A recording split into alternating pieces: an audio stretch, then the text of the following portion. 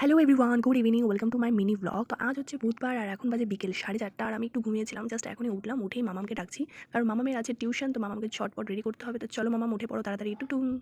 তো দেখো বন্ধুরা, মামাম এখানে শুয়ে আছে, এখনও উঠেনি। তো আমি ওকে বললাম চলো আমি তোমাকে কোলে করে নিয়ে যাচ্ছি। কোলে করে নিয়ে যাওয়ার কথা বলাতেই ভীষণ খুশি হয়ে গেলো মেয়েটা আমার। তো দেখো বন্ধুরা, এইদিকে আমি মামামের ব্যাগটা রেডি করে দিচ্ছি, খাতা পেন্সিল সব ঢুকিয়ে দিচ্ছি, বক্স টক্স রেডি করে দিলাম, জলের বোতল রুমাল সুন্দর করে ব্যাগে ঢুকিয়ে দিয়ে ব্যাগের চেন আটকে ব্যাগটা রেডি করে দিলাম। আর এদিকে ব্যাগটা রেডি করে আমি মামামকেও রেডি করতে চলে যাবো। তো এইদিকে আমি মামামের হাত মুখ ধুয়ে নিয়ে আসলাম, আর এসে এদিকে জামা পরিয়ে দিয়ে সুন্দর করে মাথায় তেল দিয়ে চুলটা বেঁধে দিচ্ছি।